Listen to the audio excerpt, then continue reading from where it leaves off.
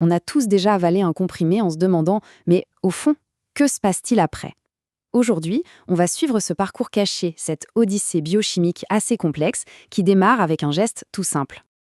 Alors, plongeons dans le vif du sujet. Il faut imaginer ce petit comprimé comme un aventurier qui s'apprête à naviguer dans un véritable parcours du combattant, notre corps. Son objectif, bien sûr, c'est d'atteindre sa cible pour nous soulager. Mais, vous allez voir, le chemin est vraiment semé d'embûches. Le voyage commence. Premier acte, l'absorption. On peut voir ça comme la première grande évasion. Comment le médicament réussit-il à s'échapper de son point de départ pour se jeter dans la circulation sanguine ? Pour un médicament qu'on avale, il y a 2 étapes clés. D'abord, la libération. Le comprimé se désagrège, il se dissout pour devenir une sorte de soupe de molécules. Ensuite, la résorption. C'est le grand saut. Il doit traverser une membrane pour rejoindre le fleuve sanguin. Évidemment, un médicament injecté par intraveineuse, lui, il zappe complètement cette étape, c'est l'accès VIP direct. Ok, mais comment est-ce qu'il la traverse, cette fameuse frontière ? Eh bien, il a 2 options. Soit le transport passif, c'est un peu comme se laisser porter par le courant, ça ne demande aucun effort, soit le transport actif. Et là, c'est comme s'il appelait un taxi spécial. Ça coûte de l'énergie et c'est très sélectif, ça peut même lui permettre de remonter le courant. Pour passer, le médicament a besoin d'une sorte de passeport chimique. C'est ce qu'on appelle sa lipophilie. En gros, c'est sa capacité à aimer les graisses. Plus il est lipophile, plus il passe facilement à travers les membranes de nos cellules qui sont elles-mêmes faites de lipides. C'est vraiment la clé pour pouvoir entrer. Mais attention, il y a un gardien à la porte, un vrai videur, sa charge électrique. Seule la forme neutre, non ionisée, peut passer. Et ce qui décide de cette charge, c'est le pH de l'environnement, que ce soit l'acidité de l'estomac ou celle, plus basique, de l'intestin.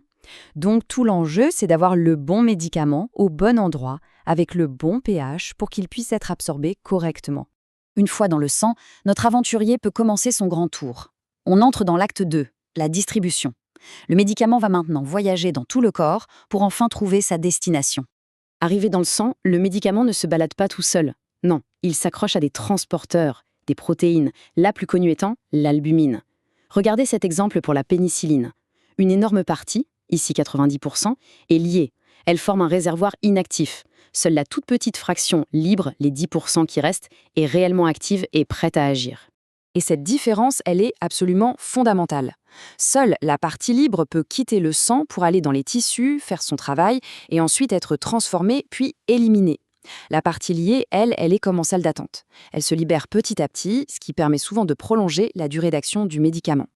Alors, pour savoir où le médicament va se distribuer, on utilise un concept un peu étrange qui s'appelle le volume de distribution, ou VD.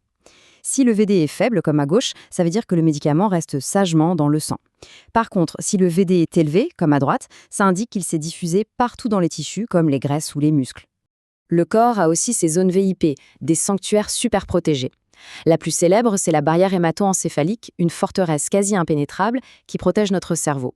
Il y a aussi le placenta, qui est une barrière beaucoup moins sélective, et c'est bien pour ça que la prise de médicaments pendant la grossesse est un sujet si sensible. On enchaîne avec l'acte 3. Le métabolisme, c'est l'étape de la transformation chimique. Le médicament va subir un vrai relooking, principalement dans l'incroyable usine de traitement du corps, notre foie. Le foie, c'est un peu une usine avec une chaîne de montage.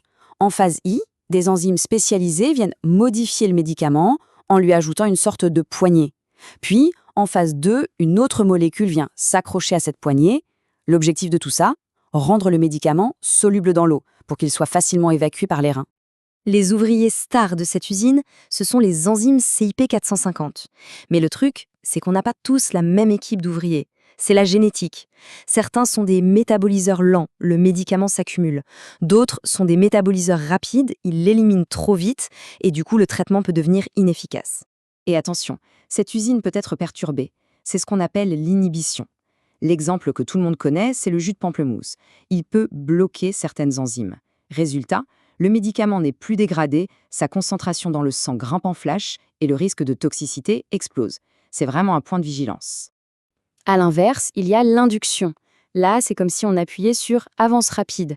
D'autres substances vont booster le travail de l'usine.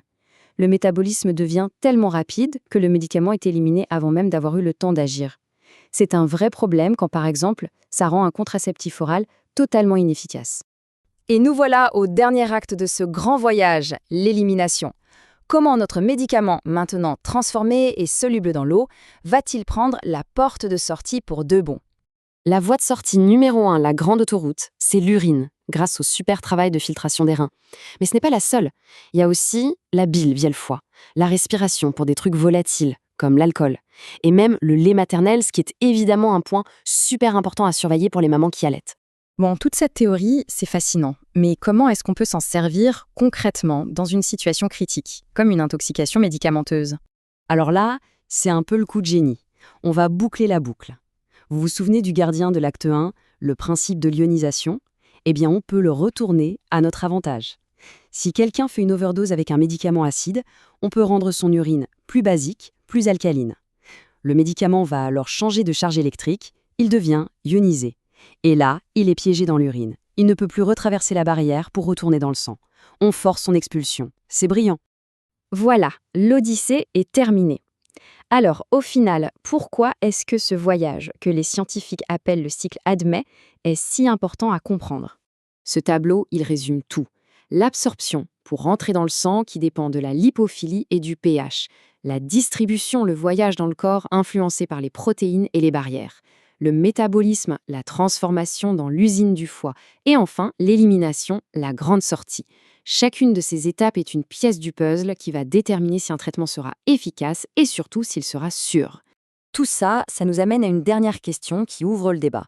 Puisque ce voyage est si personnel, qu'il dépend de notre génétique, de ce qu'on mange, de notre environnement, est-ce que l'idée d'une dose standard pour tout le monde a encore un sens? Ou est-ce qu'on se dirige tout droit vers une médecine entièrement sur mesure?